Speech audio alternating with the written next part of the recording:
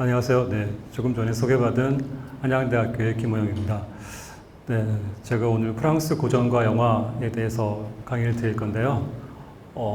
제가 마포 도서관에 몇 번 왔었습니다. 열람실에 공부하러 왔었는데 몇 시간씩 여기서 강의하게 될 줄 몰랐고요. 제가 외부 강의를 이렇게 종종 하는데 도서관과 서점에서 강의할 때가 가장 좀 마음이 편안해지고 기분이 좀 뭔가 좀 진실된 마음에서 하게 되는 것 같습니다. 그래서 이런 좋은 자리에서 강의하게 돼서 영광이고요. 오늘 프랑스 고전과 영화인데 정확히 말씀드리면은 발자크라는 작가의 미지의 걸작과 그 다음에 자크 리베트라는 감독의 누드 모델을 같이 이제 보면서 설명을 드릴 겁니다. 근데 발자크는 뭐 아시는 분은 다 아시겠지만 19세기 전반의 프랑스 작가고요. 그러니까 고전 작가죠. 그리고 자크 리베트는 20세기 후반의 프랑스 영화 감독입니다.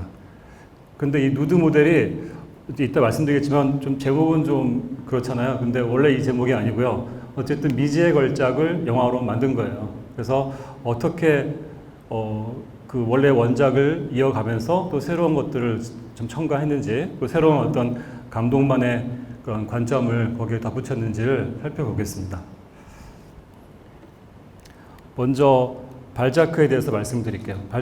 아무래도 오늘 고전이 더 중요하니까 제 강의 내용 중에서 아마 3분의 2 정도는 발자크와 미지의 걸작에 대한 소개가 될 거고요. 나머지 3분의 1이 그 작품을 영화로 만든 누드 모델과 이제 그 감독 자크 리베트에 대한 설명이 될 것 같습니다. 발자크 보시면 오노레 드 발자크, 그 발자크는 성이죠. 오노레 드가 이름인데 중간에 드는 귀족들이 이렇게 쓰는 명칭이에요. 저게 있고 없고가 이제 옛날에는 프랑스에서 귀족이다 아니다 그 차이였는데 다시 설명을 드리겠습니다. 그리고 지금 이제 사진 보시면은 좀 옷을 희한한 거 입고 있죠. 저 옷이 수사복 같은 건데 발자크가 작품을 쓸 때 글쓰기 할 때 밤 12시부터 다음날 2시, 3시까지 썼어요. 오후 15시간 정도 평균, 많을 땐 18시간을 글 쓴 걸로 유명한데 굉장히 그 왕성하고 정력적으로 글쓰기를 했는데 그때 저렇게 수사복 같은 것을 입고 커피를 몇십 잔씩 마시면서 글을 썼다고 합니다. 가장 편안한 상태의 옷을 입은 거죠. 이런 모습이고요. 제가 사진도 있지만 그림을 했습니다. 더 잘 나와서 작가가. 네. 생애를 잠깐 말씀드리면은 1799년 프랑스 뚜르 출생이에요. 뚜르는 이제 프랑스의 중부지방에 있는 도시입니다. 원래 성은 발사이고요. 근데 아버지 때부터 귀족처럼 좀 보이기 위해서 드 발자크라고 이름을 좀 바꿨어요. 본인이 아니라 아버지 때 바꾸는데 가정 환경이 좀 특이합니다. 아버지가 농민 출신의 그냥 일반 평민이었는데 이 혁명 후에 혼란기를 틈타서 좀 신분 상승을 해요. 그래서 군부대의 관리가 되고 그러면서 이름도 약간 저렇게 바꾼 거예요. 자기 가문의 이름을. 네, 왜냐면 1799년에 발자크가 태어났는데 10년 전에 1789년에 그 유명한 프랑스 대혁명이 일어났습니다. 그러고 이제 10년 뒤에 태어난 건데 그 혼란의 시기에 아버지가 신분도 상승하고 그 덕분에 파리의 상인이었던 어머니와 결혼을 하게 돼요. 상인의 딸이었던. 이제 그때도 역시 지방과 파리에 좀 차이가 있었는데 지방의 평범한 농민 출신이었던 사람이 혁명 이후에 혼란기를 틈타갖고 관리도 되고 그러면서 어머니랑 이제 파리의 여인과 결혼을 했는데 부모의 나이 차이가 32살이었어요. 그리고 꼭 이렇게 나이 차이 난다고 꼭 그러한 법은 없지만 별로 이렇게 부부관계가 좋지 못했습니다. 그래서 어머니가 항상 결혼 생활에 불만이 많았고 또 어머니가 좀 나중에 다른 남자하고 사이에 태어난 아이도 갖게 돼요. 그래서 발자크를 전혀 사랑하지 않았습니다. 물론 어머니로서 기본적인 사랑을 했겠지만 별로 이렇게 어머니의 관심과 사랑을 못 받고 자랐어요. 그래서 유모의 손에서 자랐고요. 또 일찍 학교를 보내버립니다. 그래서 이 모성애의 결핍, 어머니의 사랑에 대한 결핍이 두고두고 발자크 소설에서 중요한 테마가 돼요. 네, 그래서 유년기, 청소년기 때는 8살의 나이로 이제 인근 도시인데 방돔이라는 곳에 기숙학교에 입학을 합니다. 근데 6년간 다니다가 건강이 나빠져갖고 중퇴하고 집으로 돌아와요. 그래서 1년 동안 요양생활을 합니다. 그리고 그러던 중에 가족이 다 같이 파리로 이주하게 돼서 그 아버지의 직장이 바뀌면서 파리로 가서 거기서 이제 중등교육을 마쳐요. 그러니까 어릴 때 우리가 이제 여러분들 발자크에 대해서 좀 관심이 있으신 분들은 이렇게 이런 환경이었다. 약간 혼란스러운 환경에서 신분이 바뀌는 가문이었고, 그리고 그 와중에 어머니의 사랑을 별로 받지 못했다는 거를 좀 알아두시면 좋을 것 같고요. 이제 습작의 시기인데, 일단은 이제 파리에 왔기 때문에 중등교육을 마치고 1816년에 소르본 법대에 입학합니다. 소르본 대학의 법대에 입학하는데 졸업하기 바로 직전에 중퇴를 해요. 왜냐하면 이 대학 다니는 동안에 나는 작가가 되겠다라는 결심을 하게 됩니다. 그래서 글쓰기에 몰두하자 그래서 졸업 직전에 중퇴하는데 이걸 부모님들이 좋아하실 리 없죠. 특히 아버지가 굉장히 반대했는데 그래서 아버지한테 2년 동안만 나를 지원해달라. 2년 안에 내가 반드시 작가로 성공하겠다. 그래서 이 바스티유 광장이라고요. 파리의 그 동쪽에 있는 지역에 조그만 다락방을 얻어왔고 아무것도 안 하고 집필에만 몰두합니다. 그 다락방 월세를 아버지가 내준 거죠. 그렇게 해서 집필에 몰두하는데 원래 아버지는 이제 이 발자크가 법대를 나왔기 때문에 변호사나 뭐 그런 법조계 인물이 되길 바랬어요. 그런데 이제 다 포기하고 작가로 이제 나선 거죠. 그래서 몇 년 있다가 희곡 크로메를 발표했는데 아무런 반응을 얻지 못합니다. 그 정도뿐만이 아니라 이걸 읽은 당대 이제 유명한 작가가 어머니한테 절대로 얘는 작가 시키지 마라 그러면서 충고까지 했다고 해요. 그런데 이제 포기하지 않고 다시 집으로 돌아왔죠. 다락방에 있을 수가 없으니까. 그래서 집에서 이제 기거하면서 가명으로 10여 편의 통속 소설. 그 당시에 이제 이때까지만 해도 이 19세기 초만 해도 소설이라는 게 대단한 장르가 아니었고 약간 사람들이 빨리 읽고 이렇게 던져버리는 그러니까 재미 위주의 그런 작품들이 많았어요.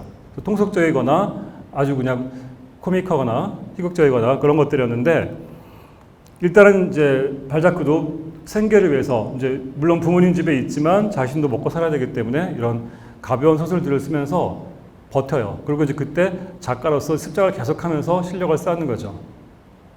그리고 이제 특이한 게 그 발자크의 생애에서 특이한 게 평생토록 이 여성들의 조력을 받습니다. 도움을 많이 받아요.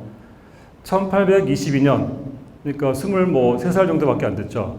이때부터 자신보다 22살 많은 귀족 부인, 베르니 부인과 교제하면서 오랫동안 문학적, 경제적 도움을 받습니다. 그리고도 이렇게 지금 이제 19세기입니다. 20세기, 21세기가 아니라 옛날인데 이때는 조금 이제 특히 프랑스 이런 사회에서는 이런 게 조금 자유분방했으니까 동시에 그리고 뭐 쥘마카로 다브랑테스 공작부인, 가스트리 후작부인 등과 교제하면서 그러니까 여러 연상의 여인들과 교제하면서 물질적으로 정신적으로 도움받고 또 문학에 대한 조언도 얻고 이렇게 삽니다. 이게 이제 아까 말씀드렸지만 어릴 때부터 어머니의 사랑을 받지 못했기 때문에 그거를 어떤 대체하는 그런 대상을 찾아다닌 것 같아요. 그리고 또 한 가지 특징이 이 작가하고 좀 안 어울리는데 끊임없이 사업을 벌려요. 20대부터 인쇄업, 출판업, 뭐 그 밖에 뭐 광산업도 하고요. 그러면서 여러 사업을 벌이는데 전부 실패합니다. 왜 사업을 벌였냐? 단순합니다. 발자크는 나는 돈을 많이 벌고 싶다. 그래서 자유로워지고 싶다라는 그런 마음이 있었어요. 작가, 우리가 생각하는 특히 옛날 작가 이미지하고 좀 안 맞잖아요. 그런데 돈에 대한 굉장히 욕심이 많았고 그래서 계속 사업을 벌이는데 전부 실패해요. 그래서 막대한 빚을 집니다. 근데 그 빚을 이렇게 여성들이 도와주기도 하지만 다 안 되기 때문에 자신이 쉼 없이 집필하면서 그 빚을 갚아나가요. 그래서 하루 50잔가량의 커피를 마신 걸로 유명하죠. 평균. 그리고 하루에 평균 15시간씩 글을 쓴 걸로. 저렇게 해서 돈 모아갖고 돈을 빚을 갚고 또 사업 벌였다가 또 실패하고 다시 또 그러면 글을 쓰고 이런 생활을 반복한 거예요. 한동안. 네, 그리고 커피 애호가로 아주 유명한데 저렇게 커피를 마시다 보니까 나중에 본인이 커피를 직접 브랜딩을 해요. 그래서 발자크 커피라는 게 있었습니다. 발자크 이름을 따갖고. 지금은 이제 없어졌는데 그 독특한 도구를 사용해갖고 자기가 글을 쓰면서 계속 커피를 제조하면서 마시면서 글을 쓰는 거죠. 커피에 대한 사랑도 아주 유명하고요. 그렇게 약 10여 년간 이렇게 습작을 하고 별로 빛도 못 보고 사업은 실패하고 이렇게 좀 암울한 시기를 지나다가 1929년에 드디어 이제 조금씩 인정을 받기 시작해요. 자신의 본명으로 역사 소설인 올빼미 당원을 발표했는데 혁명 시기의 얘기죠. 이게 어느 정도 좀 좋은 평가를 받습니다. 그 다음에 31년에 마법의 가죽이라는 작품을 발표해서 이제 좀 전폭적인 어떤 지지를 받아요. 그래서 작가로서 명성을 얻게 되고요. 그 이후에 외제니 그랑데, 고리의 영감 등등을 계속 발표하면서 이제 당대를 대표하는 가장 훌륭한 작가로서 지위를 구축하게 됩니다. 쭉 작품을 써나가고요. 굉장히 많이 쓰는 거죠. 아까 말씀드린 것처럼 계속 작품을 썼어요. 계속 사업을 벌였기 때문에 그 빚을 갚기 위해서. 그리고 그거가 꼭 다는 아니고 본인이 끊임없이 이렇게 창작에 대한 욕구가 솟아오른 거예요. 굉장히 정력적으로, 열정적으로 글을 쓴 거죠. 쭉 써나가다가 1841년에는 내가 쓴 모든 작품들하고 또 앞으로 쓸 작품들까지 합쳐갖고 거대한 어떤 소설의 세계를 이루어보자. 그래서 인간 희극이라는 이름을 만들어내서 이런 총소를 기획해요. 그러니까 이미 써놓은 작품들과 앞으로 쓸 작품들. 인간 희극, 프로이즈 코미디 유맨인데, 이거는 그러니까 한 소설의 제목이 아니라 이 발자크의 작품을 거의 모두 다 포함하고 있는 커다란 하나의 카테고리죠. 이따 다시 설명을 드리겠습니다. 이런 것도 하고요. 그 다음에 또 이제 1832년부터는 폴란드 귀족 출신인 한스카 부인과 교제하기 시작합니다. 아까 말씀드린 것처럼 발자크가 조금 이제 많은 여성들을 만나면서 거기에 많이 의지했는데 이 사람을 만나고서부터는 여기에 일편단심 사랑을 바쳐요. 많은 편지를 주고받고요. 그래서 그 편지가 사실은 또 발자크 연구자들한테는 굉장히 중요한 사료가 됩니다. 교제하기 시작하고 그리고 이후로 발자크 자신이 사망할 때까지 한결같은 사랑을 유지합니다. 이제 중간에 한스카 부인의 남편이 이제 사망하는데 그걸 계속 기다렸다가 결국에는 이제 1850년에 결혼하게 되죠. 그런데 한스카 부인과 결혼한 지 불과 5개월 만에 병세가 악화돼서 세상을 떠납니다.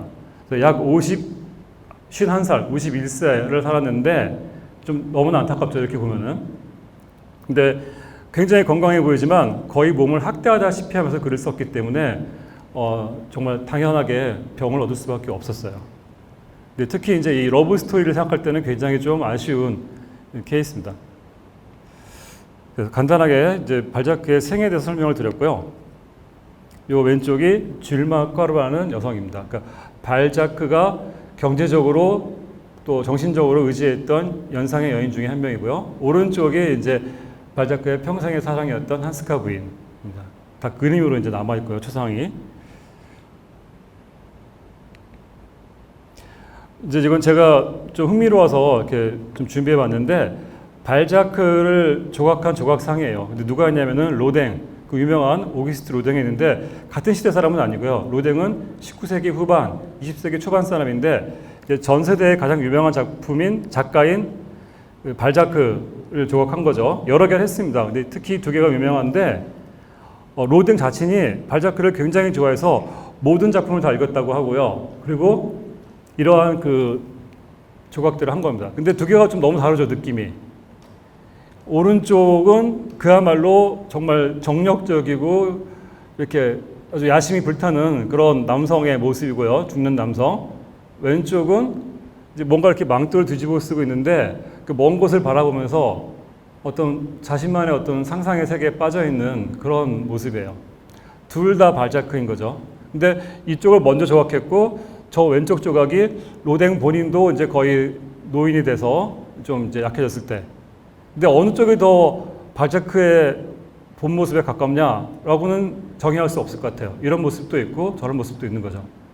근데 한편으로는 이렇게 굉장히 열정적인, 정력적인 남자였지만 또 한편으로는 항상 이렇게 현실 너머의 어떤 정신적인 세계 속에 빠져 살았던 사람이라고 볼 수도 있습니다. 특히 왼쪽 조각이 좀 유명합니다. 그래서 파리에 가시면은 곳곳에 저 조각이 있어요. 길거리에 이렇게 세워져 있습니다. 곳곳까지는 아니고 한 서너 군데. 네, 정확하게 얘기하겠습니다. 네. 그 다음에 아까 말씀드린 인간 희극을 좀 더 설명을 드릴게요.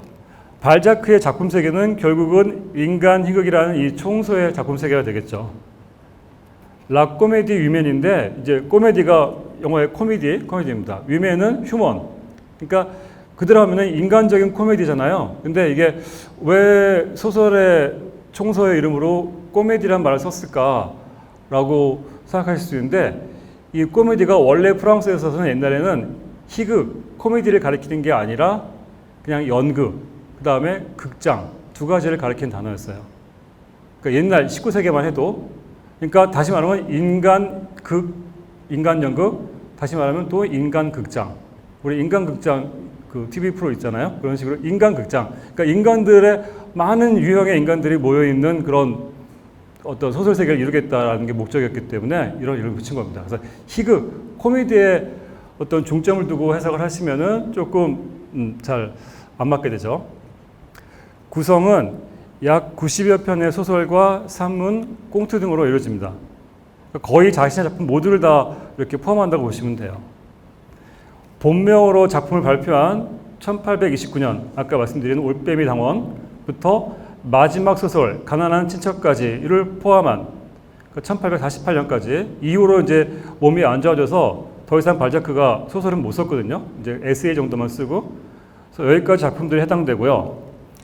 이 시리즈, 이 총서에 등장하는 등장인물만 2,000명이 넘습니다. 그리고 또 재밌는 게 고리오 영감이 거의 초기에 해당되는 작품인데 이때부터 모든 소설에 등장인물의 재등장이라는 기법을 써요. 그러니까 전에 소설에 나온 사람이 다음 소설에 또 나와요. 그러니까 자연스럽게 어떤 이 일대기, 연대기가 이루어지는 거죠. 그러니까 소설에 그 한 인물이 또 나오고 또 나오니까 정말 소설의 그 등장인물들만의 세계가 있는 것처럼 우리 현실과 또 다른 그들만의 세계가 있는 것처럼 느껴지게 우리가 그렇게 인식되게 또 자기의 그 작품 세계를 만들어 갔습니다. 전 작품은 총 3부로 분류가 되는데 1부를 풍속연구, 2부를 철학적 연구, 3부를 분석적 연구라고 얘기해요. 근데 이게 뭐 처음부터 몇십 권이 풍속연구, 그 다음이 철학연구 이게 아니라 작품에 따라서 요거는 풍속연구에 집어넣고 요거는 철학적 연구에 집어넣고 이렇게 한 거죠. 그 작품의 어떤 스타일이나 주제에 따라서 이렇게 분류를 했고요. 작품에 따라 갖고 낭만주의 경향도 있고 사실주의도 있고 판타지도 있고 철학이나 미학소설도 있고 역사소설도 있고 아무튼 다양한 장르를 다 섭렵했다라고 알아두시면 좋을 것 같습니다.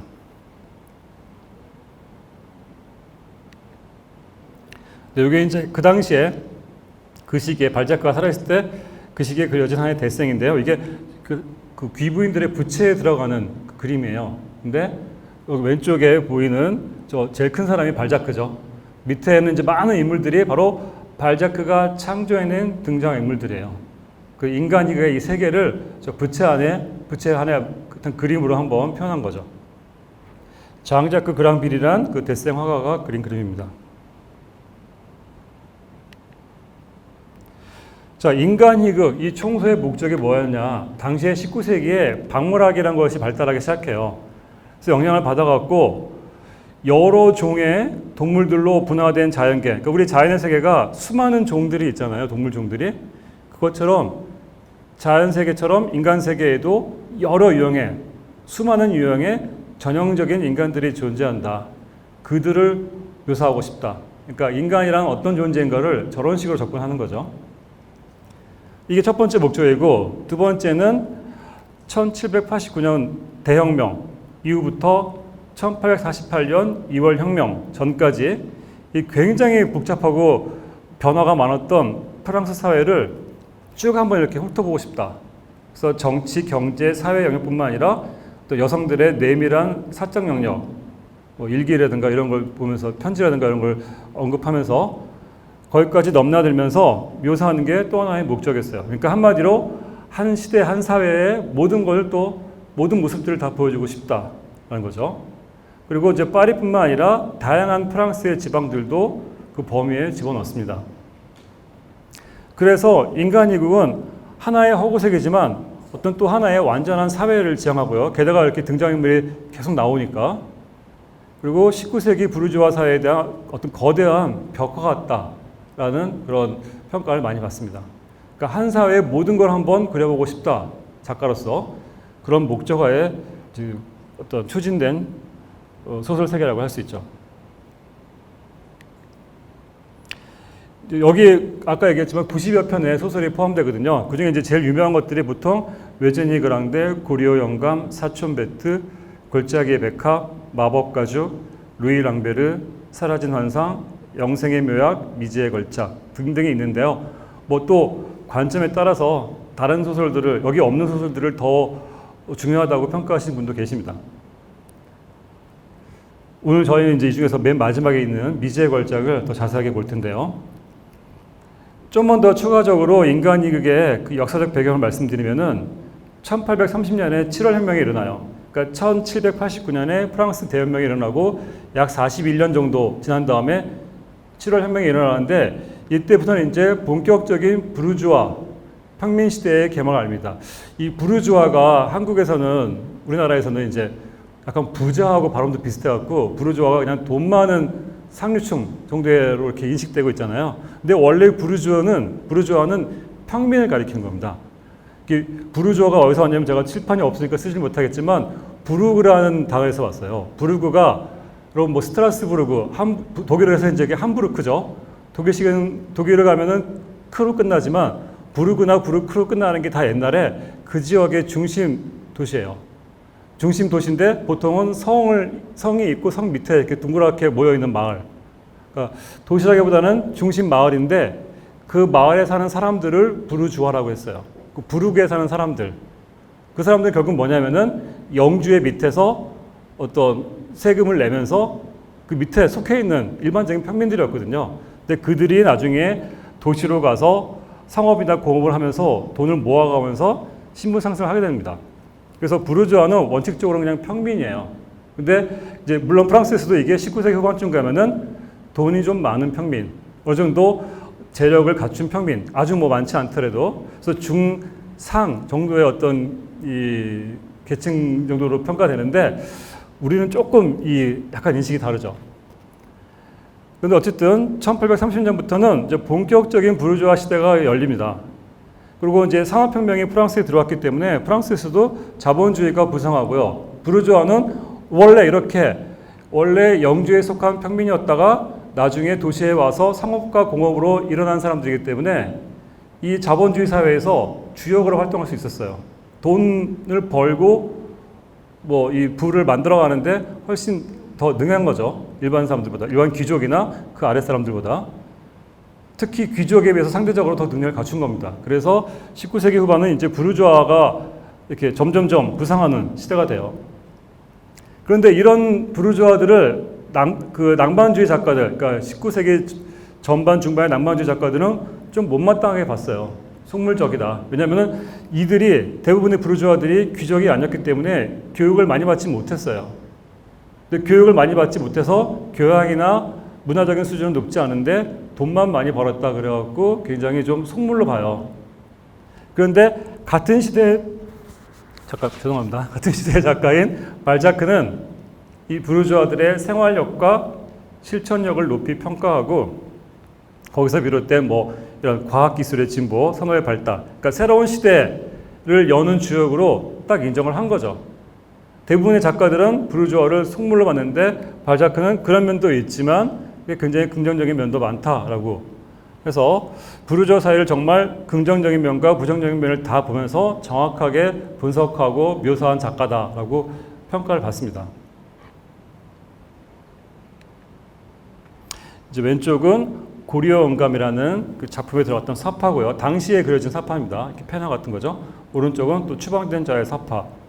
네, 이렇게 책 속에 들어가 있던 사파고요.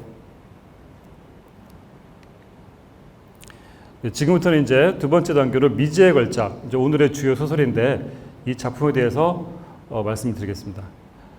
여기 지금 이건 이제 그 어떤 그림이고요. 이 미지의 걸작을 묘사했던 그림이고, 왼쪽 보시면은 미지의 걸작 프랑스에서 나왔던 어떤 포켓판 문고에 겉펴지고요.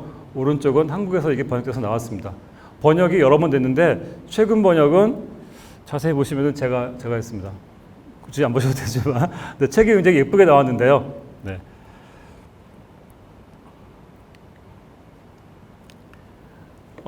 소설의 탄생 과정을 먼저 보겠습니다. 1831년에 그 비교적 초기죠. 이때 환상적 이야기라는 부제를 달고 잡지 라르티스트라는 잡지에 처음 발표가 됩니다. 굉장히 초기예요. 그리고 이게 몇 년 지난 다음에 37년에 다시 내용을 좀 더 보충해서 재출간돼요. 그리고 발자크 스스로는 1845년에 이제 자기가 그 전에 기획했던 인간 희극의 철학적 연구라는 그 1, 2, 3부 중에서 2부의 한 소설로 집어넣습니다. 그쪽을 이제 분류를 시키고요. 다시 말하면 이게 작가가 처음 이 작품을 썼을 때에는 환상적인 주제의 작품이라고 간주한 거죠.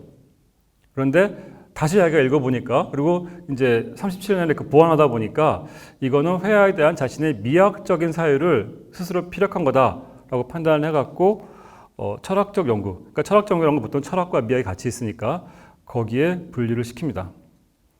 이 내용은 발자크가 이제 당시 회화 영역에서 전개되었던 그 19세기 전반의 미학적 논쟁들에 대해서 자신의 견해를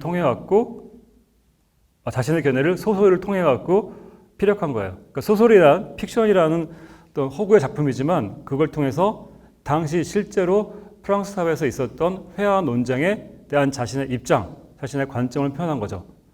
그래서 회화란 무엇인가에 대한 그런 질문, 거기에 대한 개인적인 견해와 전망을 내놓았는데 상당히 이 작가가 그냥 젊은 작가가 썼다고 보기에는 상당히 깊은 어떤 생각들이 있고요. 그 다음에 좀 더 앞서간 나중에 후반에 19세기 후반에 나오는 인상주의적인 어떤 사고를 미리 다 보여준, 그래서 두고두고 점점 더 평가가 높이 올라갔던 작품이에요. 많은 사람들이 여기서 대해서 얘기를 하는데 네, 일단 고평가에 있다 말씀을 드리겠습니다. 줄거리를 한번 같이 볼게요. 배경은 17세기 프랑스 파리예요. 소설은 19세기 전반에 쓰였지만 배경은 200년 전인 17세기 고전주의 시대의 프랑스 파리입니다. 젊고 패기만만한 화가 니콜라 푸생. 푸생은 실제로 존재했던 화가입니다. 푸생이 있습니다. 이 푸생, 저 이제 발을 자꾸 푸생으로 되는데 이 푸생이 궁정화가인 포르비스의 집을 방문하다가 거기서 당대 최고의 회화 실력을 지녔다고 평가되는 노화가 프레노프를 만나요. 그러니까 젊은 화가 푸생이 포르비스라는 궁정화가 집에 방문을 했는데 거기에 마침 이 프레노포도 같이 온 거죠. 그래서 만나게 됩니다. 그래서 뭐 이런저런 얘기하다가 세 사람이 자연스럽게 그림과 데생, 색채에 대한 대화를 나누게 되고요. 그리고 사실 말이 대화지 이 노화가 프레노포가 계속 야단을 치는 이 중년화가 프로비스를 그림 이렇게밖에 못 그리냐고 야단을 치면서 진정한 그림은 무엇이다라고 계속 설명을 하는 겁니다. 그거를 이제 젊은 화가는 주로 듣는 거죠. 세 사람이 있죠. 20대, 40대, 뭐 60대 이상의 노화가 이렇게 셋이 있는데 이 프레노퍼라는 노화가가 그 그림이 회화란 무엇이다, 그림이란 무엇이다라고 거의 이제 설명을 하는 내용이 책의 한 3분의 2 아니면 한 2분의 1까지 돼요. 그러다가 자연스럽게 이제 어떤 얘기로 이어지냐면은 프레노퍼가 10년째 그리고 있는 미지의 작품 까트린 레스코에 대한 얘기로 화제가 옮겨갑니다. 프레노퍼는 10년째 그리고 있는데 이 최고의 화가도 이 작품을 완성하지 못하는 거예요. 왜냐하면 이 사람이 가장 아름다운 작품을 그리고 싶은데, 그리고 가장 완벽한 그림을 그리고 싶은데 거기까지 못 가겠다. 계속 노력은 하고 있다. 이런 거죠. 그래서 프레노퍼는 아마도 이 작품이 미완으로 남을 것이고 자신은 작품을 끝내지 못한 채 죽을 거다라고 얘기를 합니다. 반면에 푸생은 이 미지의 걸작을 본다면은 한번 보기만 한다면 자신도 진정한 걸작을 그릴 수 있겠다라는 어떤 마음을 먹게 돼요. 그리고 이제 무슨 얘기를 하냐면 프레노프가 왜 이 작품이 미완으로 남느냐? 어떤 대상을 보고 그래야 되는데 세상에 완벽하게 아름다운 여성은 없기 때문에 내가 이 그림을 완성할 수 없다. 이 그림 자체가 카트린 에스코가 어떤 여성의 나신을 그린 건데 이 그림의 모델이 될 만한 그렇게 완벽한 여성은 없다. 그래서 나는 결국은 완성하지 못하고 죽을 거다라는 식으로 얘기를 해요. 그런데 푸생은 이제 이 그림만 볼 수 있다면은 내가 지금 화가로서 크게 도약할 수 있겠다라는 생각을 하게 되고요.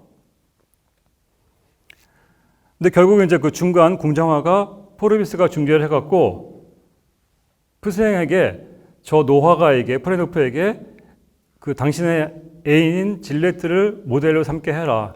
그 대신 미지의 걸작을 한 번만이라도 볼 수 있게 해달라고 제안하자. 그러니까 일종의 거래를 한 겁니다. 이 젊은 화가의 애인이 아주 아름다웠어요. 질레트가. 그래서 이 여인을 저 화가한테 모델로 삼게 하고 대신 우리는 조건으로 그 화가가 아무한테도 보여주지 않은 그런 미지의 걸작인 까트린 에스코를 볼 수 있게 해달라고 하자. 그 제안을 한 거죠. 그래서 우여곡절 끝에 결국은 프레노프가 그 제안을 받아들입니다. 근데 사실은 이제 집에 왔는데 보고서 반한 거죠. 한 번에 노화가가. 그래서 알았다. 그림 봐라. 나는 이 사람을 보고서 다시 내 미안해 미지의 걸작을 완성하겠다 했습니다. 그런데 이제 소설을 읽다 보면은 약간 이제 이 노화가가 약간 이제 실성해 있는데 결국은 이 여성을 보고서 그림을 완성하지 못하고 오히려 내 그림이 훨씬 낫다, 더 아름답다, 이 여성은 아무것도 아니야 이런 식으로 얘기하고 어쨌든 조건이었기 때문에 두 사람은 그 프레노프 이 노화가가 숨겨놓은 그림을 보게 되는데 그림을 보고 크게 실망해요. 왜냐면 아무것도 없었어요. 아무것도 없는 게 아니라 맨 끝에 발만 살짝 보이고 나머지는 수많은 선들과 색들이 덧칠해져 있는 거예요. 그러니까 아주 그 혼돈이고 그 속에 사람의 발 모양만 잠깐 보이는 거죠. 그걸 보고서 이제 중년 화가인 궁정 화가인 포르비스는 저 선들과 그런 색들의 집적물 속에 원래 아름다운 여인이 그려졌을 텐데 이걸 다 노화가가 계속 10년 동안 덧칠했구나 이렇게 생각을 하고 풀생은 아예 더 무시하고 젊은 화가는 저 아무것도 아니야 그러면서 완전히 이제 무시합니다. 그래서 프레노프가 혼자 막 실성해서 너무나 아름답지 막 이렇게 하다가 이 두 사람의 반응이 너무 절망적이니까 그 순간 진실을 깨닫고 그래 내가 10년 동안에 헛일을 했구나 이러면서 이제 다 나가라고 또 내쫓은 다음에 바로 다음 날 자기는 자신의 작업실과 집, 그림 다 불태운 다음에 스스로 목숨을 끊어요. 이런 내용입니다. 근데 사실은 스토리가 없지 않은데요. 지금 이 부분은 굉장히 빨리 전개돼요. 그리고 아까 앞에 부분이 굉장히 깁니다. 특히 이 제일 처음에 대화하는 부분, 그림이란 무엇인가, 그리고 대생이 더 필요한 거냐, 색채가 더 필요한 거냐에 대한 대화가 굉장히 길어지고, 그래서 이 소설 자체가 사실은 흥미진진한 스토리가 있음에도 불구하고 그거보다는 회화란 무엇인가에 대한 발자크의 어떤 입장, 그 견해가 쭉 전개되는 작품이에요. 근데 지금 이제 이렇게 들으실 때는 뭐 그런가 보다 하고 또 뭐 회화에 대한 그런 입장을 내놓은 작품들이 뭐 여러 있으니까 생각할 수도 있으시겠지만 당시로서는 굉장히 파격이었고 특히 두고두고 이런 여기서 전개되었던 이 프레노프라는 이 노화가의 입을 통해 갖고 전개되었던 발자크의 그런 회화론이 두고두고 이후에 화가들한테 많은 영향을 미쳐요. 그래서 세잔 같은 경우는 훨씬 후대 사람이죠. 폴 세잔은 프레노프는 바로 나다 이런 식으로까지 얘기를 하고 뭐 많은 사람들이 이 작품에 나타난 발자크의 관점으로부터 영향을 받습니다. 이제 요거는 실제로 그리고 이제 중요한 게 이 작품에서 이 노화가인 프레노프 말고는 다 실제 존재하는 화가들이에요. 존재했던 실제 그 이름을 다 실명을 다 씁니다. 그리고 이 주인공들 말고도 많은 사람들이 언급되는데 다 실존 화가들이 언급이 돼요. 특히 주인공으로 나왔던 포르비스라는 사람이 그린 그림인데요. 이 고전주의 시대 초기의 화가인데 이 그림을 그렸죠. 근데 이런 식으로 굉장히 정확하게 그린 사람이었어요. 이렇게 주로 초상화를 많이 그렸는데 그 의상이나 장신구들을 아주 세밀하게 그린. 그래서 약간 이 북유럽 화가, 이 르네상스부터 시작해서 유럽의 화단은 크게 두 지역으로 나뉘는데 이탈리아를 중심으로 하는 르네상스, 그 다음에 북유럽의 플랑드르 지방을 중심으로 하는 그런 북유럽 르네상스가 있거든요. 근데 북유럽은 굉장히 정확하고 세밀하게 아주 사실하고 똑같이 그리는 거고 이탈리아는 풍부한 색채와 빛을 사용하는. 그래서 후대에 갈수록 나중에는 이제 이탈리아 그림들이 더 평가를 받게 되는데 어쨌든 포르비스는 이 플랑드르 화풍을 그대로 이어받은 사람이에요. 그래서 굉장히 정확하게 똑같이 그리려는 사람. 특히 이제 자세히 보시면은 이 여성의 이 목 주변에 있는 이게 뭐라고 그러죠? 레이스인가요? 레이스와 그 의상에 저런 장신들이 굉장히 정확하게 묘사되어 있어요. 그리고 이제 좀 더 후대 사람인 니콜라 푸생은 이런 그림을 주로 그렸는데 역사적인 내용을 많이 다뤘고요. 그 다음에 이제 많은 인물 등장시키면서 좀 역동적인 그림을 많이 그렸어요. 그리고 이제 저도 사실은 저 그림을 굉장히 좋아하지만 아주 정확히는 모르는데 완벽한 대칭이라든가 정확한 구도, 입체감, 그 다음에 뭐 그런 인물들의 동작 이런 거에서 굉장히 뛰어났던 화가라고 합니다. 근데 이제 한마디로 프레노프, 즉 발자크의 견해는 이런 식으로 그리지 말라는 거예요. 이런 식이나 다 이런 그림들이나 다 뭐가 없냐? 생명력이 없다. 이거는 그냥 외적인 사실을 묘사한 거다. 이 각각의 인물들의 내면을 드러내지 못했다. 그래갖고 작품 안에서 미지의 걸작이라는 소설 안에서 비판을 합니다. 그래서 이제 화두가 있는데 뭐냐면은 이 크게 소설은 두 가지 화두를 제시해요. 아까도 말씀드렸지만 소설이 스토리보다는 회화에 대한 어떤 견해를 쭉 피력하는 건데 첫 번째가 모방에서 표현으로 그래갖고 그림에서 중요한 거는 그 외양의 묘사가 아니라 대상의 내면이다라는 걸 강조합니다. 자, 여러분들 조금 뜻밖이실 수도 있고 좀 지루하실 수도 있겠어요. 이게 아니었는데 생각하실 수 있는데 오늘의 핵심은 소설과 영화지만 그 중간에 회화가 있습니다. 회화론이에요. 미지의 걸작이라는 게 그 걸작의 회화이기 때문에 회화에 대한 미술에 대한 그림에 대한 설명이 좀 이제 등장합니다. 그걸 감안해서 들어주시기 바라고요. 제가 조금 설명을 좀 빨리빨리 드리겠습니다. 이 부분은 미지의 걸작은 다시 말하면 저렇게 프레노프를 통한 발자크의 회화론이에요. 근데 뭐라고 그러냐면은 예술의 임무는 자연을 모방하는 것이 아니라 표현하는 것이네. 그리고 화가란 비루한 모방자가 아니라 시인이야라고 중간에 노 화가가 그 포르비스를 야단치면서 얘기합니다. 그러니까 모방이 중요한 게 똑같이 그리는 게 중요한 게 아니라 표현하는 게 중요하다. 이런 얘기죠. 그래서 프레노프는 당대 주류 화가들, 포르비스를 비롯한 이런 화가들이 자연과 대상, 사물의 완벽한 모사에만 매몰되어 있는 그런 현실을 개탄합니다. 소설 속에서.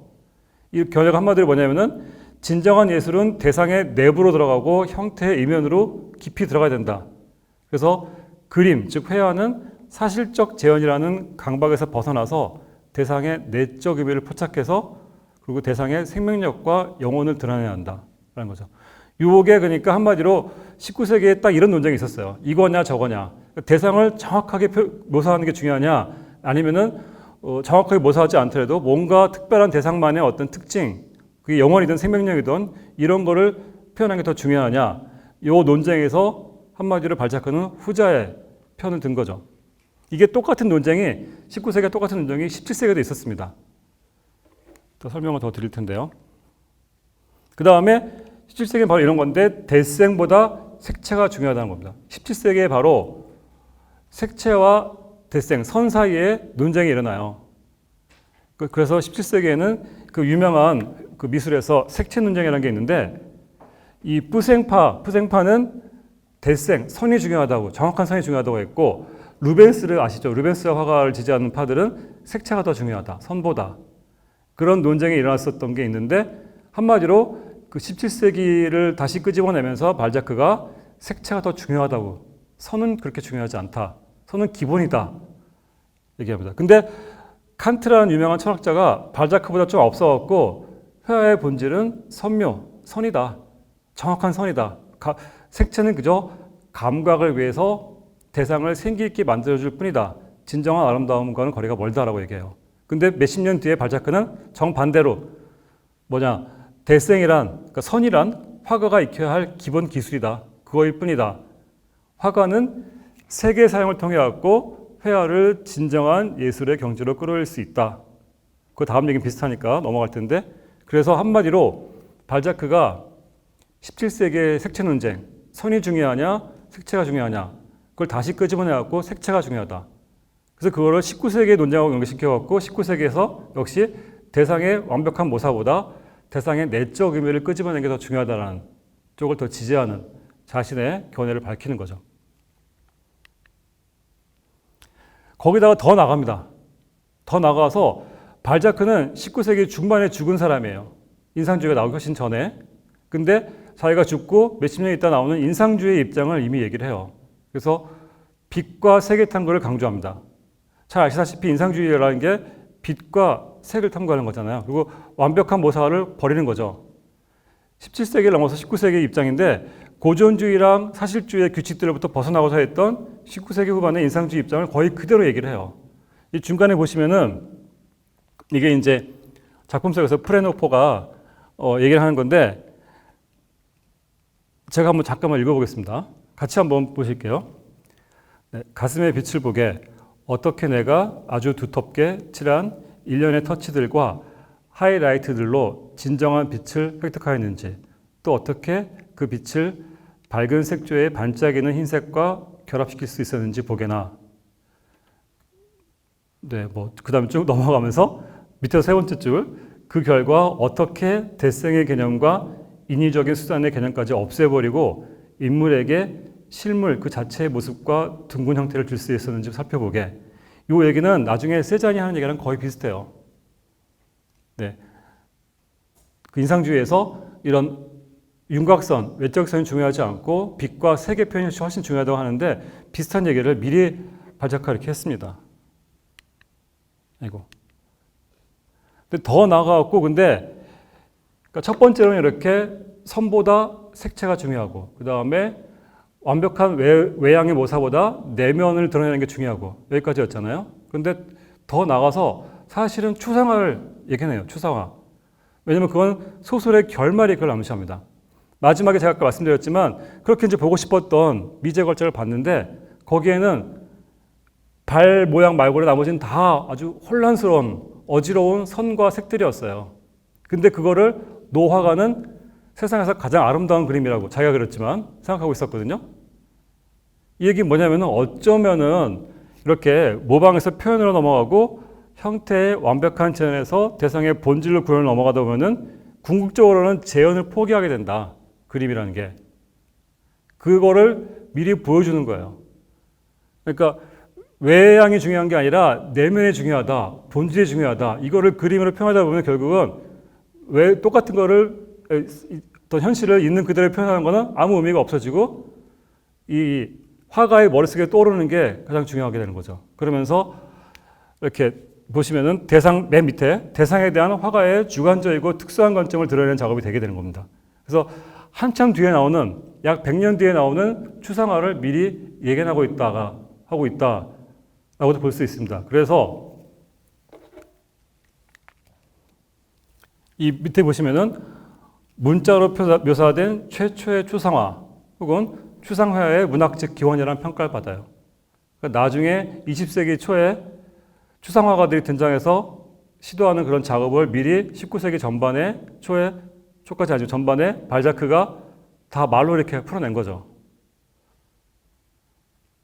이렇게 미래의 새로운 회화적인 사유를 예견한 건데 대상의 가장 근원적인 본질을 포착해서 표현하려는 작업들은 결국은 재현도 버리고 구상도 버리고 재현이라는 거는 있는 걸 똑같이 보여주는 거죠. 그다음에 구상이라는 거는 구체적인 형태가 있어야 되는 겁니다. 근데 다 버리고 비재현적이고 비구상적인 결국은 추상적인 회화로 나아갈 수 있다는 것을 사실은 소설의 스토리 마지막 부분이 보여주는 겁니다.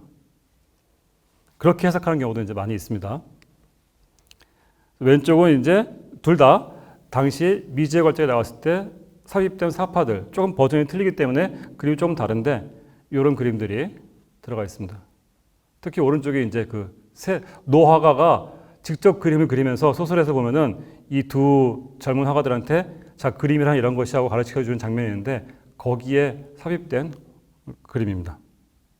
소설의 두 번째 화두인데 이거 좀만 제가 간단히 말씀드리면 절대회화, 살아있는 그림에 대한 꿈이에요. 그게 뭐냐면은 소설을 읽다 보면은 후반에 갈수록 이 노인이 약간 정신을 잃었나? 라는 정말 그런 식으로 표현되는 게 노인이 계속 내 그림은 살아있고 실제 여인이야 계속 이래요. 이거는 그냥 그림이 아니라 살아있고 나의 연인이야 이런 식으로 얘기를 하거든요. 그런데 이렇게 살아있는 그림이 당연히 무생물이죠. 생명이 없잖아요. 근데 정말 살아서 생명까지 있는 존재라는 생각을 결국은 그 예술가들이 하게 된다라는 거를 소설에서 이제 보여주는 거죠. 그러니까 원래 인류가 선사시대에 동굴벽화를 그릴 때부터 그냥 현실을 보고 그린 거지만 이 그림이 살아있는 생명체면 좋겠다라고 꿈을 꾸는데 그 꿈을 나중에 이렇게 보여주는 겁니다. 다음 얘기 넘어가고요. 이거는 이제 이 포르비스 그림을 보면서 프레네포가 평가하는데 이건 이제 읽지 않겠습니다. 한마디로 당신 그림에는 맨 밑에 보시면요. 맨 밑에 세 번째 줄, 이 부분은 꿈틀거리고 있지만 다른 부분은 움직이질 않아. 삶과 죽음이 각각의 세부에서 서로 맞서고 있어. 여긴 여자이지만 저긴 조각이고 저 멀리로는 시체야. 그러니까 당신 그림에는 생명력이 없다라고 얘기를 해요. 근데 자기 그림을 얘기하면서는 이 노화가가 내 그림을 얘기하면서는 내 기억에 그녀는 분명히 숨을 쉬었어. 이 가슴이 보이나? 아, 누가 무릎 꿇고 그것을 경배하지 않을 수 있겠는가? 살결이 꿈틀거리고 있어. 그녀는 곧 일어날 걸세. 기다려보게. 이렇게 하게 하면서 나의 그림은 내가 지금 아직 완성하지 못했지만 내가 10년째 그리고 있는 그림은 하나의 살아있는 생명체다. 나와 같이 웃고 울고 있는 한 사람의 여자다라고 얘기해요. 그러니까 한마디로 정신이 이상해진 거잖아요. 근데 이게 발자크는 그냥 그런 게 아니라 예술가가 어떤 최고의 경지에 오르면은 이런 생각을 하게 된다는 겁니다. 내 예술 작품이 살아있는 하나의 생명체. 이게 이제 그리스 신화에 나와요. 혹시 들어보셨는지 모르겠지만 피그말리온이라는 사람이 있는데 피그말리온이 키프로스라는 그 그리스 신화의 한 지역의 조각가이기도 하고 그 지역의 왕이기도 했습니다. 근데 그 당시에 그리스 신화 내용인데 키프로스의 섬이 좀 많이 문란했어요. 그래서 이 왕이지만 여성들을 다 멀리했습니다. 문란한 그런 생활 때문에. 그래서 굉장히 아름다운 상아로 만든 조각을 사랑했어요. 여성의 조각을. 너무너무 사랑하니까 나중에 아프로디테 여신이 그 조각을 사람으로 만들어줘요. 그래서 평생 행복하게 잘 살았다 그런 얘기거든요. 근데 그래서 피그말리온의 꿈 이런 얘기가 많이 되는데 예술가들 이제 그 피그말리온이 왕이자 조각가였는데 예술가들은 자신의 작품을 너무 애정하게 되면은 하나의 살아있는 독립된 인격체로 생각하게 된다라는 거죠. 그걸 좀 보여주는 겁니다. 근데 이게 이제 당시에 그 19세기에 이런 사고가 많았어요. 이거를 물환론이라고 그러는데요. 두 번째 줄 보시면은 모든 물질이 그 자체로 생명이나 영혼을 지니고 있다. 저 굴러다니는 돌멩이도 저 나무도 다 하나의 생명이 있는 존재다라고 믿는 그런 생각들이 당시에 좀 유행했습니다. 그래서 이게 19세기 서구문학에 많이 나와요. 에드가 알린 포의 어셔가의 몰락이나 오스카 와일드의 도리언 그레이 초상 등등을 보면은 사물들이 하나의 생명을 갖는 독립된 인격체처럼 묘사되거든요. 원래 이런 물환론적 사고는 초기 원시사회의 사고죠. 원시인들이 옛날에 잘 구분을 안 하는. 근데 프로이트에 따르면은 현대인들도 원래 강박증에 시달리기 때문에 저런 생각을 하게 된다는 겁니다. 종종. 특히 예술가들이 그렇게 특히 저런 생각에 빠지기 쉽다는 거죠. 그래서 미지의 걸작은 결국은 어떤 이런 절대화라는 꿈, 강박증에 사로잡힌 한 예술가의 얘기일 수도 있다. 네, 그렇게 보는 경우도 있습니다. 자신의 영역에서 최상의 경지에 다다른 예술가가 필연적으로 빠져드는 숙명, 자신의 작품을 살아있는 생명체로 간주하는 거라는 거죠. 드디어 영화로 넘어가겠습니다. 자크 리베트. 지금까지는 이제 발자크와 미제의 걸작 설명을 드렸고요. 이 미제의 걸작을 영화로 만든 프랑스의 누벨바그 감독 중 한 사람인데 최근까지도 활동했었어요. 이제 얼마 전에 죽었지만. 네. 이 리베트에 대해서 설명을 드리겠습니다. 1928년에 프랑스 북부의 출생이고요. 이 사람은 고등학교를 졸업한 다음에 파리로 바로 와서 시네마테크에서 영화에 빠져지네요. 20대를 계속 그런 어떤 시네필로서 영화만 보면서 지냅니다. 자연스럽게 20대 중반부터 이제 그 당시 제일 유명한 잡지인 끼아이드 시네마에 글을 기고하면서 영화 평론가로 활동하게 돼요. 이제 날카롭고 좀 도발적인 글들, 굉장히 좀 비판이 심한 글들을 많이 썼어요. 그리고 이제 당시에 제일 유명한 감독인 장 르누아르나 자크 베케르 감독의 주감독으로도 활동하면서 평론가로서는 드물게 또 영화 현장도 익힙니다. 그러다가 1961년에 이제 누벨바그 그 자기랑 뜻을 같이 하는 장리 고다르나 프랑스와 트리포 이런 사람들과 같이 이제 누벨바그라는 그런 어떤 새로운 경향을 주도하면서 장편 영화를 만들어요. 파리는 우리의 것. 제작 기간만 4년 걸렸는데 이 영화는 이제 비판과 찬사를 동시에 받습니다. 지나치게 문학적이다. 한편으로는 또 뛰어난 형심을 갖췄다. 근데 뭐 크게 주목받지 못하고요. 상대적으로 고다르나 트리포 샤브롤 이런 사람들에 비해서는 좀 묻혀있는 그런 입장이 돼요. 근데 66년에 이 수녀라는 영화로 좀 이제 큰 주목을 받습니다. 이게 흥행에 성공하진 않았는데 워낙 논란이 돼요. 본인이 이제 연출을 했던 연극이 있는데 수녀 이거를 영화로 제작한 거죠. 이게 원래는 디드로라는 18세기 프랑스의 그 작가이자 철학자의 그 원작을 정말 자유롭게 해석해서 만든 건데 종교 모독이라는 이유로 1년 동안에 상영 금지 당하기도 합니다. 그래도 어쨌든 이 영화로 좀 주목을 받고요. 68년에는 이제 드디어 상업적으로도 성공하는 작품을 하나 발표합니다. 그게 바로 미치광이의 사랑인데 연극 앙드로마크라는 게 있는데 그거의 리허설 과정을 배경으로 해요. 그러니까 영화의 대부분이 연극 얘기예요. 그 연극 연습을 하는 연출자와 배우들 간의 갈등과 사랑과 여러 가지 얘기들을 합니다. 그리고 또 그거를 찍는 지금처럼 이렇게 찍고 계시는 그런 TV 프로듀스 얘기도 더해져요. 그러니까 영화가 있지만 그 안에서 연극이 있고 또 TV가 있고 여러 가지 지금 단계를 왔다 갔다 하면서 하는 그런 내용이죠. 그래서 그렇게 쉽지 않음에도 불구하고 어떤 여러 경계를 넘어서다 보니까 이제 그 영화적인 재미를 만들어내서 이 영화는 비평적으로도 성공하고 흥행에도 성공을 합니다. 이제 이거는 수녀라는 영화의 한 장면이고요. 맨 오른쪽이 그 주연 배우였죠. 그리고 이제 미치광이의 사랑 이렇게 연극 무대가 배경이었어요. 근데 중기 이제 아까 전기고요. 중기쯤 와서는 좀 얘기가 달라지는데 너무 이제 좀 실험적이 돼요. 그래서 71년에 12시간 40분짜리 영화가 만들어집니다.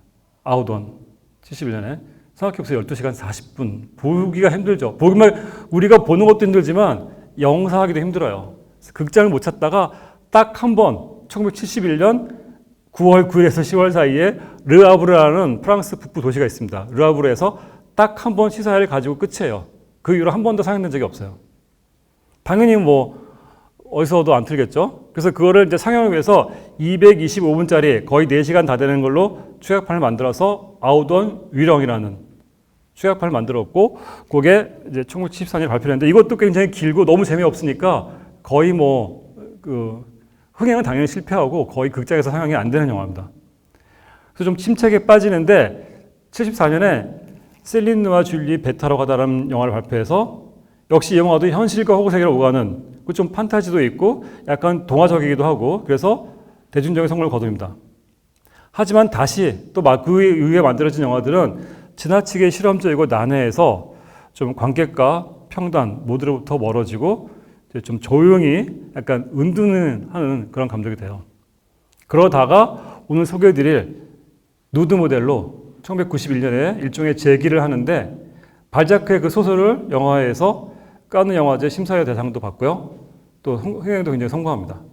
제목이 원래 누드 모델이 아니라 아름다운 싸움꾼이에요. 근데 좀 이렇게 한국에서 처음 우리나라에서 이렇게 제가 알기로 상영된 적은 없고 DVD로 출시되는데 그때 제목이 누드 모델이었어요. 그래서 조금 작품과 전혀 거리가 먼데 물론 누드 모델 나오는데요. 이제 조금 그렇게 되는데 네. 아무튼 이렇게 됐고 근데 본인 스스로가 이제 연극도 좋아하고 문학 좋아했기 때문에 당연히 발자크의 팬이었는데 발자크의 소설은 절대 영화할 수 없다라고 공공연하게 얘기했던 사람이에요. 근데 본인이 한참 뒤에 이렇게 그 미제의 걸작을 누드 모델로 만든 거죠. 이건 이제 74년 작품 셀린 누아 줄리 베타로 가다 한 장면이고요.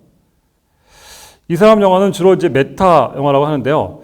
제가 이 시간상 요거 좀 이따 말씀드리고 일단 네, 이따 말씀드리고 여기서 핵심은 뭐냐면요. 핵심은 이 사람은 영화에 대한 영화를 많이 만들어요. 진한 글씨만 보시면은. 그다음에 연극 무대가 자주 나오고 대부분 상영 시간이 깁니다. 특히 이 사람은 집단 창작, 즉극 창작을 해서 영화의 창작 과정을 자주 소재로 삼아요. 그런데 그러다 보니까 제가 얘기를 왜 말씀드리냐면은 이 누드 모델도 영화도 4시간짜리고요. 그림을 그리는 과정이 거의 대부분이에요. 나머지는 앞뒤에 조금씩만 있어요. 거의 4시간 중에 3시간을 화가가 이 그림 그리는 과정만 계속 보여줍니다. 그런데 그게 이제 단순하게만 보여주지 않고 그 중간에 이제 화가와 모델 간의 어떤 갈등, 서로가 서로 소통하고 나중에 극복해가는 과정을 보여주는데 어쨌든 항상 리비트는 제일 중요한 게 만들어진 결과물이 아니라 그 만들기까지의 과정, 그게 연극이든 영화든 그림이든 그 과정이 더 중요하다. 제일 의미를 두는 거는 그 과정에 항상 있는 거죠.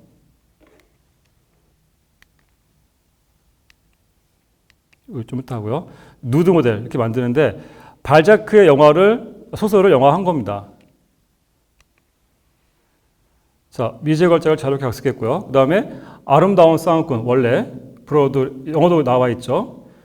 트러블 메이커예요. 예. 그리고 이렇게 이런 배우들이 나왔고요. 한국 개봉 당시는 93분이었어요. 240분짜리가. 개봉됐군요. 좀 잘 안 된 줄 알았는데 얼마나 잘랐다는 건지 아실 수 있죠. 절반 이상이 잘린 겁니다. 그럴 수밖에 없는 게 화가가 계속 그 배우를 그리는데 대부분 벗고 있어요. 누드가 나옵니다. 그래서 아마 당시로서는 요즘 같은 건 괜찮은데 당시로서는 다 잘린 거죠. 많은 상을 받았고요. 특히 재밌는 게 세자르 영화제는 프랑스의 대종상이라고 보시면 돼요. 여기서 중요한 건 다 받았어요. 작품상, 감독상, 나무주연, 여우주연, 여우조연까지. 그만큼 이제 인정받은 작품이고요. 줄거리는 설명 간단하게 드린 다음에 잠깐 지금 클립을 보겠습니다. 딴 게 아니라 배경만 바뀌어요. 그 소설은 17세기 초 겨울의 파리인데 여기서는 20세기 후반 남프랑스 여름이에요. 제가 여기로 만져놨지만 이 시대와 장소는 바뀌는데 나머지는 비슷해요. 화가 프레노프가 나옵니다. 이 사람은 괴팍한 그런 노인이 아니라 부인과의 일상을 소중히 여기는 평범한 남성이에요. 여기까지는 좀 다르죠. 그런데 그 다음 똑같은 게 뭐냐, 10년째 마지막 작품을 완성하지 못하고 있어요. 그 작품은 부인이 원래 모델이었었는데 라베 루아제즈, 그러니까 아름다운 싸움꾼이라는 그러니까 아주 강한 개성의 여성을 그리고 싶었는데 그걸 그리지 못하고 이제 무기력에 빠져 있습니다.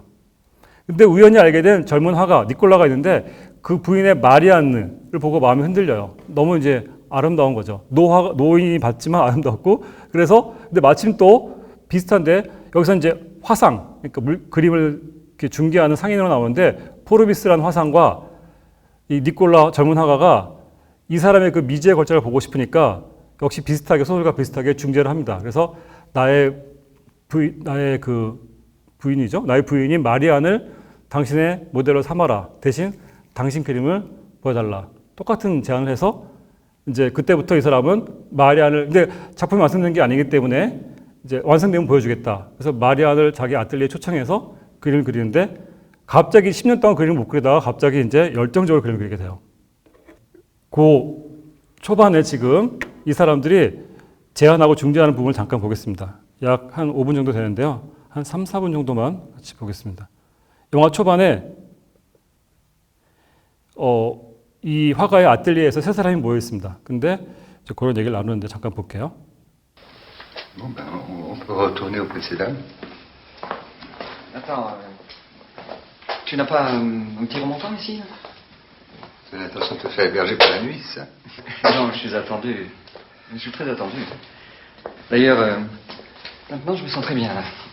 Mais je ne vais pas rester ici. J'ai déjà assez de mal à y venir.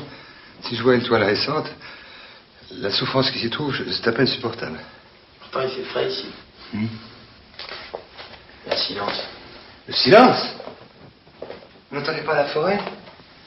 Le bruit, le murmure, tout le temps. C'est comme la mer.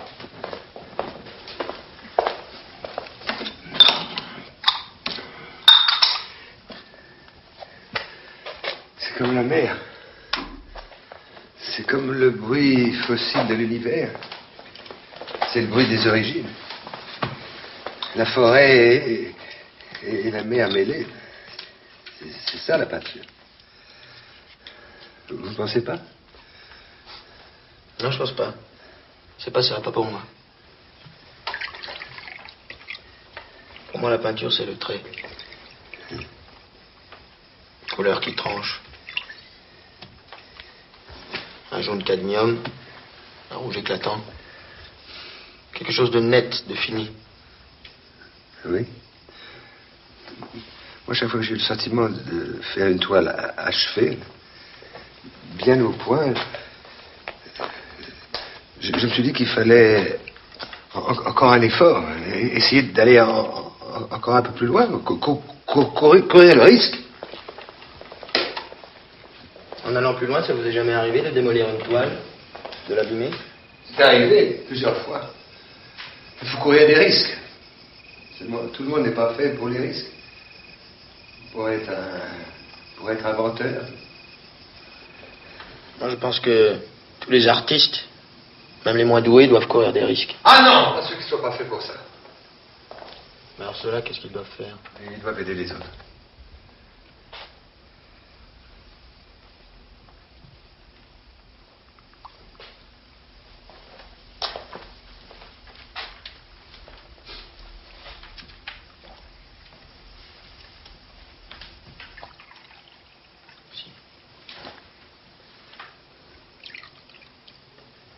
Tu devrais te remettre à peindre. Je n'ai plus la patience. Ça m'intéresse plus, moi. Il me faut le chef-d'œuvre ou rien. Pourquoi ne reprendrais-tu pas La Belle Noiseuse? C'est impossible. C'est Élise. C'est trop tard. Affolé une fois la catastrophe, alors ça va. Pourquoi pas Marianne? Avec Marianne.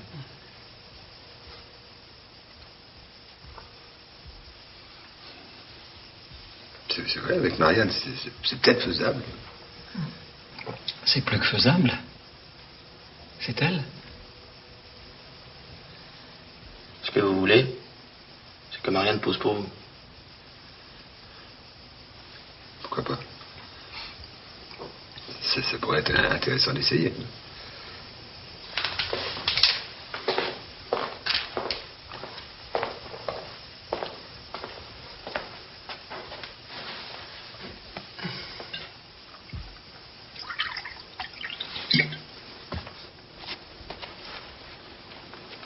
Vous vouliez partir quand?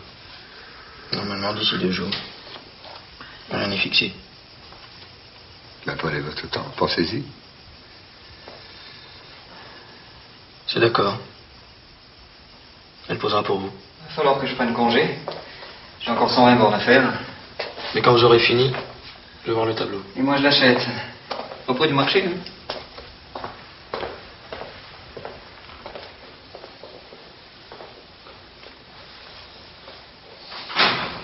Voilà un contrat honorable. 이제 후반에 얘기가 다 나왔죠. 이제 이 보시면 이 화가는 소설에서는 굉장히 괴팍하고 기이한 그런 노인인데 여기서는 약간 소심해요. 말도 약간 더듬고. 그런데 마지막에 이제 처음에 서로 이제 약간 다른 입장을 얘기했죠. 저 젊은 화가는 선이 중요하다. 완벽한 게 중요하다. 이 사람은 이제 그 반대 얘기했는데 후반에 가갖고 이제 작품 얘기 나오다가 결국은 내 부인을 모델을 서게 해주겠다. 대신 작품을 보고 싶다 얘기하고 이 사람도 왜냐면 이 전 상황이 지금 다 같이 저녁을 먹고 있던 상황입니다. 그때 이미 이 노 화가는 이 젊은 화가의 부인을 보고서 그 아름다움에 좀 반했어요. 근데 마침 여기서 이 화상이 포르비스가 중재를 하고 이 젊은 화가도 그냥 그렇게 하자. 대신 그림을 보여달라. 거기에 이제 계획이 된 거죠. 그 다음에 지금 바로 이어서 보겠습니다. 하나 더 있는, 이건 뭐냐면은 이제 초반에 그림 그리는 장면인데요. 사실 이 영화 아까 말씀드렸지만 거의 4시간 중에 3시간이 그림 그리는 장면이에요. 그리고 그 3시간 내내 이 에마뉴엘 베라라는 여배우가 정말 용기 있게 다 누드 모델로 나오는데 제가 당연히 누드가 아닌 장면들만 골랐습니다. 지금 그림을 그리는 모습인데 잠깐 초반에, 비교적 초반에 그리는 모습이에요. 근데 이것도 거의 실시간처럼 이렇게 보여줍니다.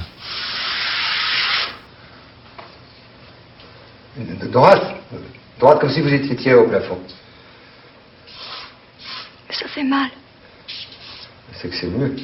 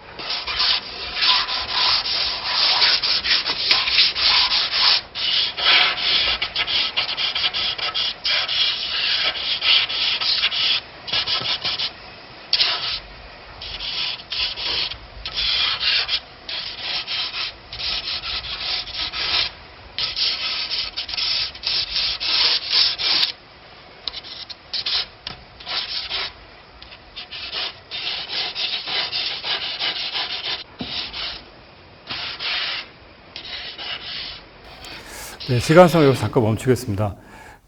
지금 보시면은 거의 실시간으로 보여주죠. 근데 사실 이제 이 손은 이 사람이 아닙니다. 배우가 아니라 유명한 화가예요. 처음부터 계속 나오는데 이 전에 이제 옷을 다 입었을 때 제일 처음에 앉혀놓고서 펜화를 그리는데 그게 너무 좋아요. 근데 제가 그건 이제 너무 길어서 갖고 오질 않았는데 이건 그 다음 단계입니다. 처음에는 이제 옷을 입고 딱 봤을 때 들어왔을 때 앉힌 다음에 펜화를 그리고요. 계속. 근데 몇십 장씩 그리는 거예요. 이것도 지금 원래 그리고 싶은 작품은 따로 있고 이제 그 전에 여러 가지 뭐 눕기도 하고 서 있기도 하고 뒷모습도 그리고 앞모습도 그리고 다 그리는 거죠. 그 중에 한 단계고요. 처음에 이 정도지만 이제 영화가 흘러갈수록 이 화가가 점점 더 이제 과격한 자세를 요구해요. 막 꺾고 비틀고 이 배우를 그렇게 합니다. 근데 시종애가 정말 배우는 이 모델은 벗고 있고 화가는 그리고 있는데 둘 사이에 어떤 이상한 감정은 전혀 안 생겨요. 계속 화가는 어떻게 하면 가장 아름다운 몸을 내가 찾아낼 수 있을까? 그 배우도 어떻게 하면 나의 가장 아름다운 몸을 만들어낼 수 있을까? 하는데 초반에는 전반까지만 해도 화가가 너무 강압적으로 나오고 너무 비인간적으로 막 요구하니까 이제 이 여자가 방어를 해요. 자기도 모르게. 그래서 자신의 내면을 드러내지 않으려고 애를 씁니다. 잠깐 이제 그 설명을 드리면요. 네, 여기 보시면은 굉장히 이제 긴 시간 동안 서로 막 이제 투쟁하는 거의 둘이 투쟁하고 자기 자신과의 투쟁이기도 하고 상대에 대한 투쟁이기도 하는데 저런 걸 하고 그러는데 부인은 굉장히 유순하고 희생적이었는데 이 마리아는 말 그대로 아름다운 강한 싸움꾼이에요. 그래서 쉽게 자신의 내부를 드러내지 않아요. 화가의 요구를 다 들어주면서도. 그러다가 이제 결국은 화가가 포기하게 돼요. 영화로만 한 1시간 넘게 그림을 그리다가 포기합니다. 왜냐하면 당신이 그렇게 당신 안의 것을 안 보여주면 내가 그림을 그릴 수 없다. 그랬더니 모델이 딱 붙잡고서 계속 그리자. 대신 내 마음대로 하겠다. 당신이 강요하고 요구하는 자세가 아니라 내가 내 몸을 가는 대로 포즈를 취하겠다. 그러면서 이제 떠오르는 느낌들과 뭐 얘기들도 해주는데 그때 화가가 보고서 어떤 영감 얻어갖고 막 그리기 시작해요. 그래서 결국은 이제 마침내 그토록 갈망하던 라벨 루아저지를 완성합니다. 근데 완성하고서 그날 저녁에 아무도 보지 못하게 그 그림을 벽에다가 그냥 숨겨버리고 벽돌로 막아버려요. 그래서 그 그림이 완성되고 마리아는 떠나는 그냥 얘기는 끝납니다. 그 사이에 이제 마리아는과 그 젊은 화가는 헤어지고 뭐 그렇게 되는데요. 네, 그 부분 잠깐 보겠습니다. 한 2분 정도밖에 안 되는데 완전히 이제 화가가 이제 힘들어서 포기하고 모델이 아니라 화가가 힘들어서 포기하고 그림 그만 그리겠다 그러는데 그 모델이 다시 이제 화가를 붙잡는 장면입니다. 잠깐 볼게요.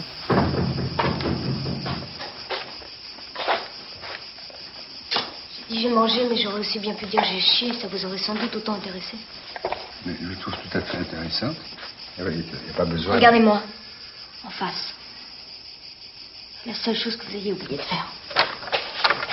Aidez-moi. Ok, attention.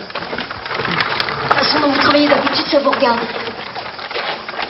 Laissez-moi être un peu comme je suis. Attention, Laissez-moi trouver ma place. Mon mouvement. Mon temps.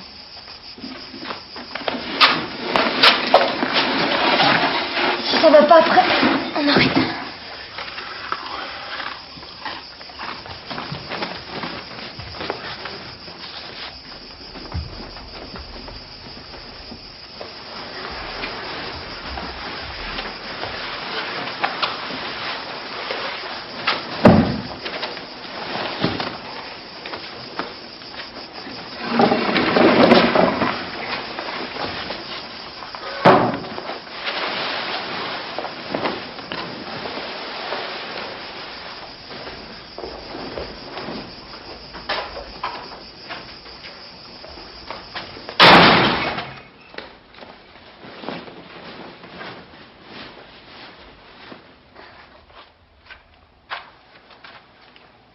네, 이렇게 자기가 스스로 자기 자리를 만들고 내가 스스로 내가 원하는 포즈를 취하겠다.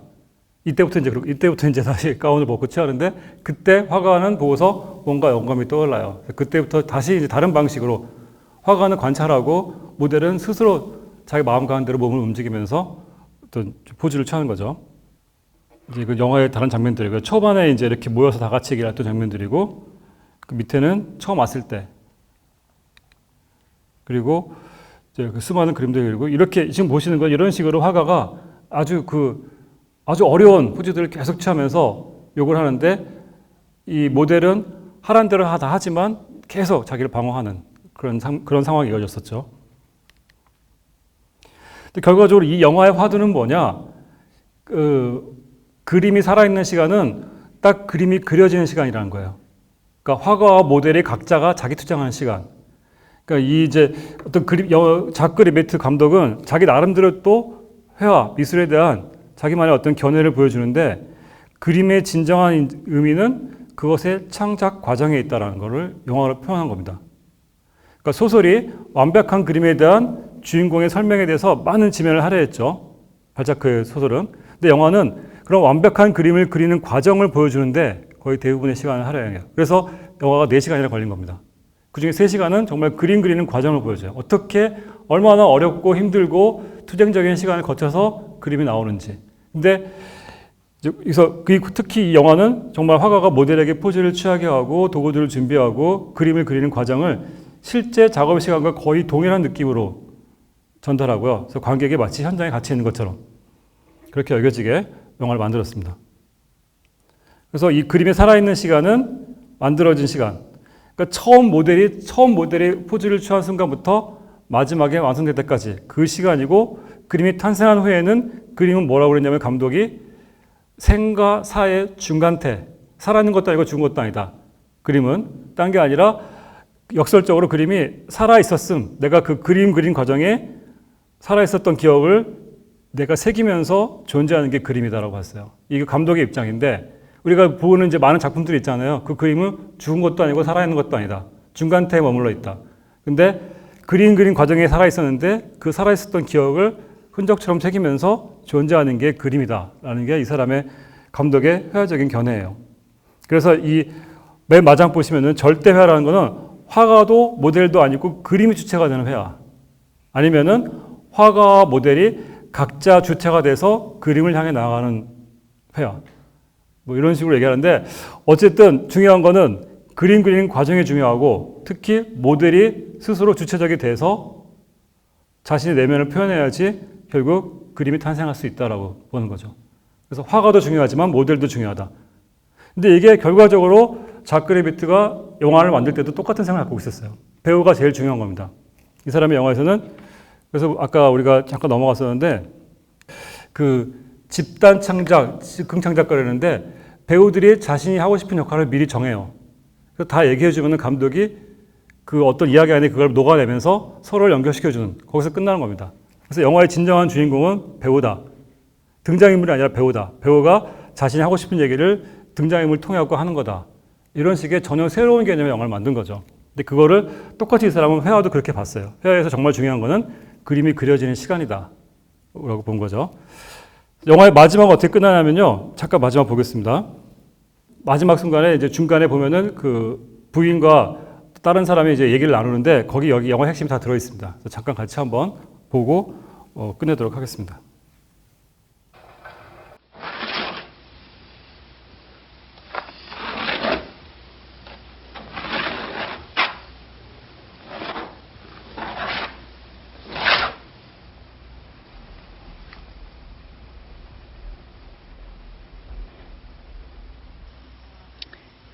Il dit qu'il se sent pris au piège. Qu'il a accepté une sorte de contrat, je comprends pas bien. C'est pour ça que je voulais vous parler. Il est inquiet pour Marianne. Il croit qu'ils vont avoir comment on dit, une affaire, quelque chose. Je crois qu'il se trompe, mais il a raison d'être inquiet. Fresno doit être en train de terminer son tableau. Ça vaut peut-être mieux que Marianne ne le voit pas, quand ça sera fini. Pourquoi? Qu'est-ce que ça peut faire? Fresno ne la protégera pas. J'étais longtemps son modèle préféré, même unique. D'abord, c'est parce qu'il m'aimait qu'il a voulu me peindre. puis ensuite...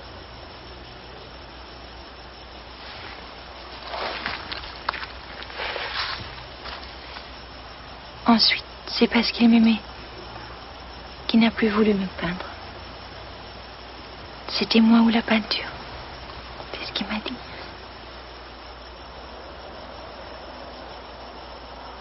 Je comprends pas. C'est quand même pas une question de vie ou de mort. Pourquoi pas? Il paraît que quand on se noie, on voit défiler toute sa vie. Tous les souvenirs oubliés. En une fraction de seconde.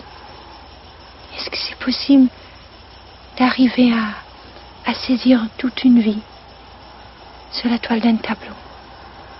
Comme ça, avec juste des traits de peinture.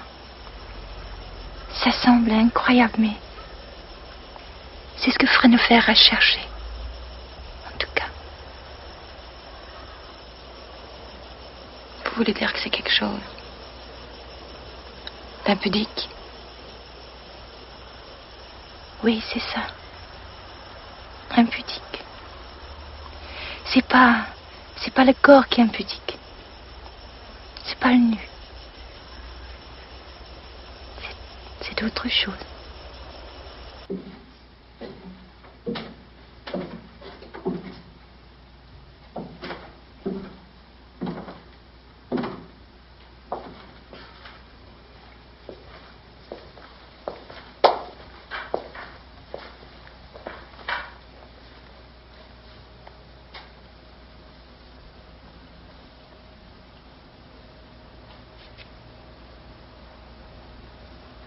C'est terminé?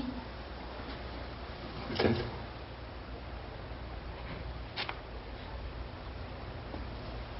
Tu peux regarder maintenant. C'est fini. Vous allez me le dire.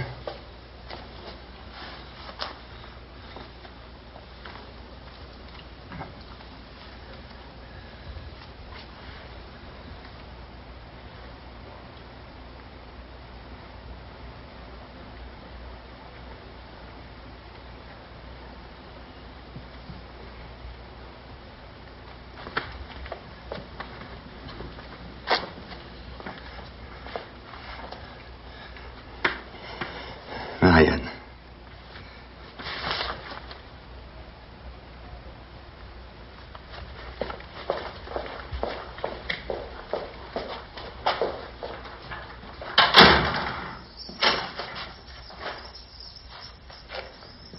네, 이제 이러고 끝까지 그림을 안 보여줘요. 무슨 그림인지 모르고요, 우리는. 그 다음에 중간에 이 다음 장면에서 바로 저 화가가 이 그림을 벽에다 숨기고 벽돌로 다 막아버립니다. 시멘트를 칠해서. 그래서 아무도 보지 못하게 한 거거든요. 네, 이제 마지막 말씀드릴 건데 결국은 저렇게 했는데 이 여자도 전혀 자기가 생각하지 못했던 자신의 모습을 보게 된 거죠. 그림에서. 나중에 이제 그 영화 끝날 때 설명이 나오는데요. 네, 내가 전혀 몰랐던 나 안에 또 다른 나를 화가가 표현했는데 처음에 너무 놀랐고 화도 나고 그래서 이제 가버린 거죠. 어쨌든 이제 지금 쭉 보신 것처럼 이렇게 영화는 그 발자크의 미제 걸작을 비교적 충실하게 스토리는 충실하게 영화로 옮겼지만 조금 다른 관점에서 한마디로 그림에 대해서 좀 다른 관점에서 영화를 만들었고요. 발자크가 어떤 그 모방이 아니라 표현이 중요하고 추상까지 가도 좋으니까 그런 대상의 내면을 드러내는 그런 그림을 주장하고 또 한편으로는 어떤 살아있을 수도 있는 그림 그런 그림도 가능하다고 주장했는데 이 영화에서 이 소설을 옮기면서 정말 그림이 살아있는 것은 그려지는 시간 동안이다. 그림 과정에 주의하는 것을 더 강조했다고 볼 수 있죠. 그래서 이렇게 19세기 전반에 만들어진 소설과 20세기 후반에 만들어진 영화를 비교하면서 좀 그 공통점과 차이점을 살펴봤습니다. 시간이 다 됐는데요. 네. 질의응답을 받고 싶지만 아마 아닌 것 같아서요. 일단 여기서 마치기로 하고 긴 시간 동안 강의 들어주셔서 감사합니다. 네, 마치겠습니다.